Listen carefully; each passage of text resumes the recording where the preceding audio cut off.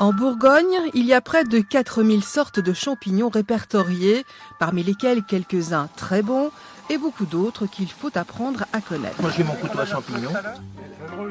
Et ce qu'il y a de mieux pour cela, c'est de participer à des sorties mycologiques. Il y en a partout et on marche sur les champignons. Ouais. Et donc, tiens, tu vois, regarde, tu marches sur les champignons, tu vois, tu viens de marcher dessus. Tiens, voilà. Ce matin-là, 3 docteurs en pharmacie, experts en mycologie, Jean-Claude Allary, Michel Barbier et Jean-Paul Lebeurrier, nous ont emmenés dans une forêt de feuillus près de Montceau-les-Mines.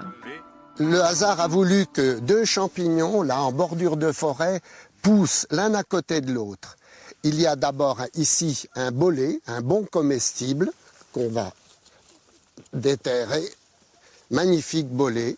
Et à côté, on a une amanite phalloïde précisément, le champignon, presque le seul champignon qui fait mourir des gens en France. Alors, on va le détacher en entier.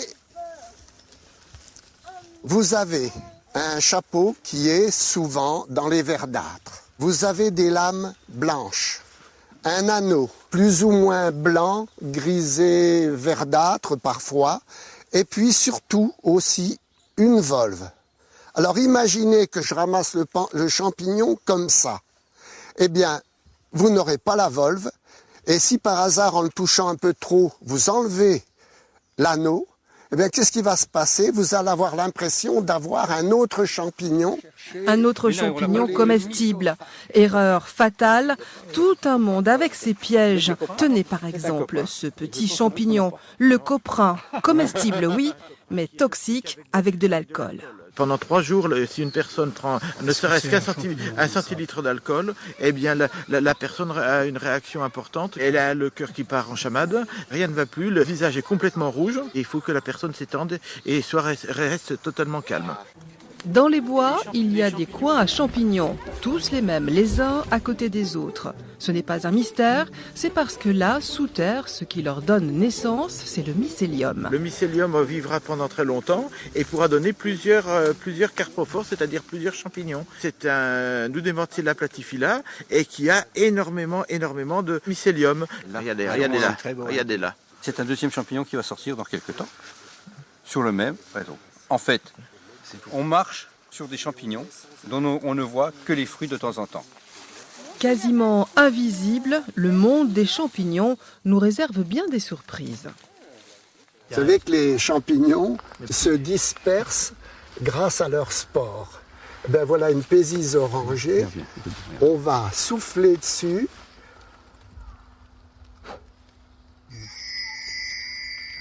Et voilà, les spores se dispersent dans la nature. Comme quoi la nature est bien faite.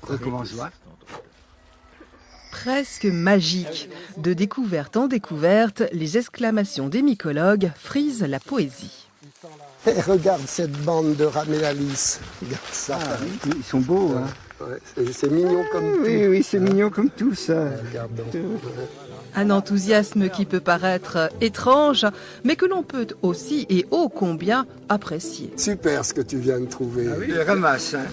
Ah, c'est le cèpe de Bordeaux. C'est un des plus parfumés qu'on peut utiliser dans la cuisine. Ah, il est magnifique, hein, magnifique, très beau. Ouais. Hein. Ah ben, écoute, tu vas te régaler. Quand on ramasse des champignons et qu'on voit ça, alors là, c'est plaisir. Voilà, c'est comme le pêcheur quand il prend sa truite. Oui, voilà.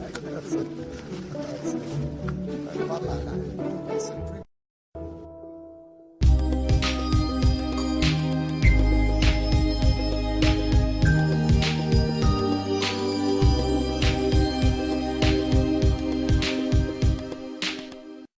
Finalement, je le garde. Hein. Je vais le manger. Voilà, c'est comme le pêcheur quand il prend sa truite. Voilà.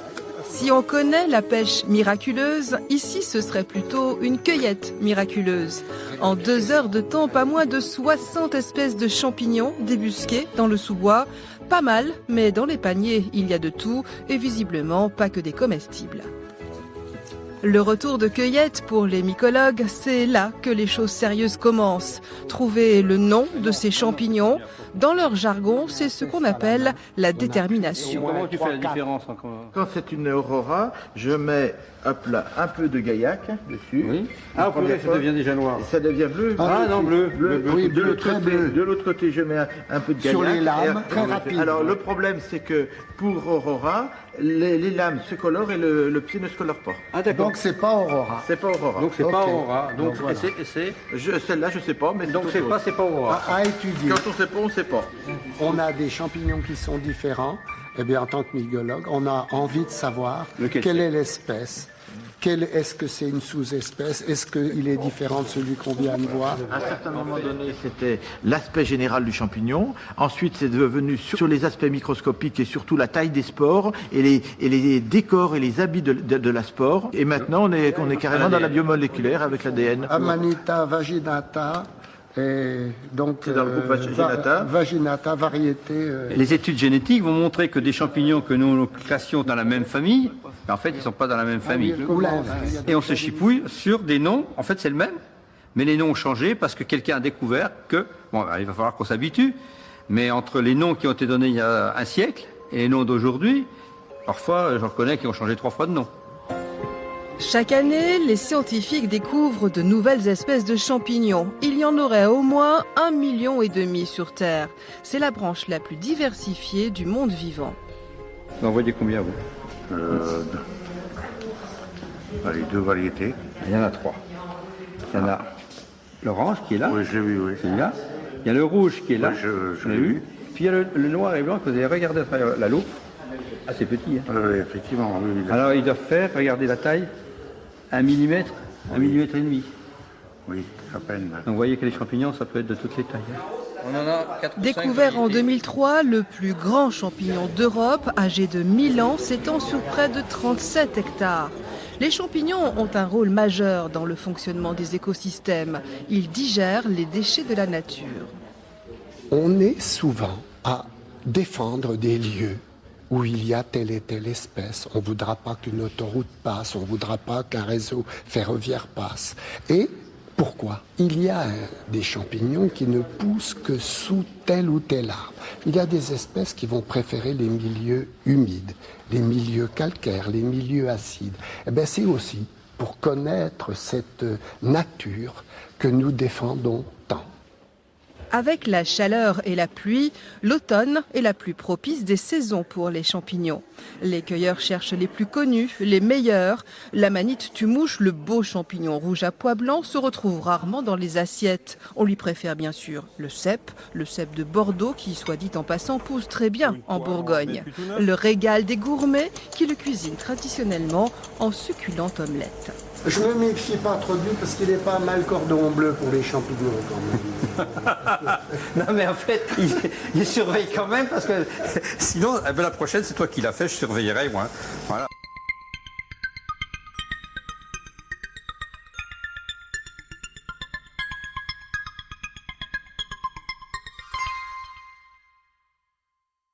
Nous retrouvons nos mycologues en cuisine, prêts à déguster une savoureuse omelette au cèpe.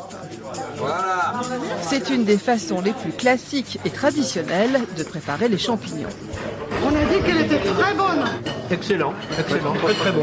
Moi je dirais qu'il peut mieux le faire.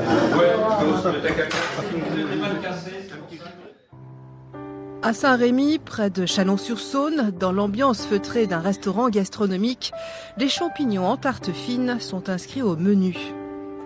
Le jeune et talentueux chef étoilé Cédric Burtin a élaboré cette recette. Alors aujourd'hui, on va cuisiner une tarte aux champignons avec 4 champignons différents. Donc on part sur des trompettes de la mort, sur des cèpes, des girolles et des mousserons.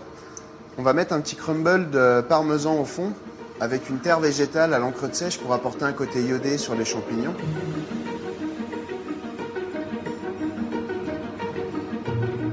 Nous, on travaille exclusivement en direct avec des ramasseurs de champignons et à la carte, ils vont être en fonction de ce qu'ils ont ramassé pour avoir vraiment de la fraîcheur et avoir des champignons qui ont été cueillis le matin pour avoir vraiment une qualité exceptionnelle. Donc on a fait chauffer 4 petits sautoirs pour avoir vraiment 4 cuissons différentes des champignons pour bien fixer les saveurs de chaque champignon dans chaque qui se mélange pas à la cuisson. C'est important que la trompette prenne pas le goût du moucheron ou vice-versa. La cuisson est vraiment très rapide. On va jamais mettre d'ail, on va jamais mettre de persil, on va jamais crémer un champignon. Moi, je trouve que ça en dénature le goût. Sur un cèpe, moi, ce qui m'intéresse, c'est vraiment d'avoir le côté un peu croquant encore, un peu cru du cèpe à cœur.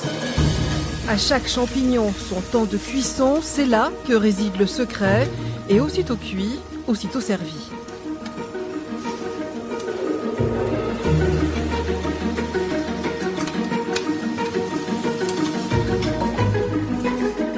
Donc là, on va procéder au dressage et faire un petit montage avec tous les champignons, donc sur les crumbles.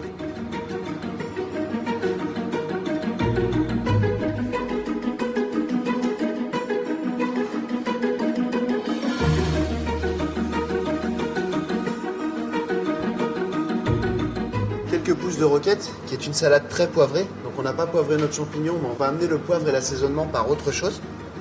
Là, je rajoute un petit peu de pousses de betterave. Ça, c'est pour rejouer sur le côté un petit peu terreux. Et là, donc, on va terminer par une glace à la moutarde de Fallot, qui va vraiment nous terminer l'assaisonnement et nous apporter beaucoup de fraîcheur. Nous, c'est un produit qui est environ 3 semaines à la carte par an, pour vraiment avoir les champignons de la région qui ont été ramassés. Nous, on s'en sert jamais en garniture ou quoi que ce soit. C'est vraiment un plat fini à la carte. On est vraiment sur les champignons. Et quand vous croquez dans un cèpe qui a juste été rôti comme celui-ci, vous en avez vraiment tous les parfums, tous les arômes. Sur une omelette, c'est sympa aussi parce que l'œuf est assez neutre et du coup se marie très bien. Mais là, vous en avez vraiment le produit brut et qui explose en bouche.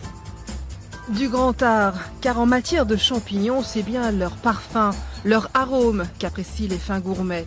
Un produit d'exception qui doit le rester, à consommer en petite quantité, car les spécialistes vous le diront, selon l'endroit où il pousse, même les meilleurs peuvent parfois être toxiques.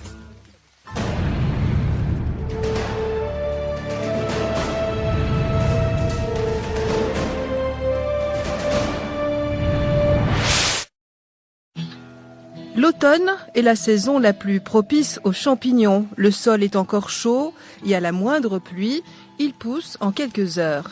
Mais où que ce soit, il faut savoir qu'il y a toujours un propriétaire. Et Ramassez pas tout, ramassez seulement le nécessaire pour les apprécier.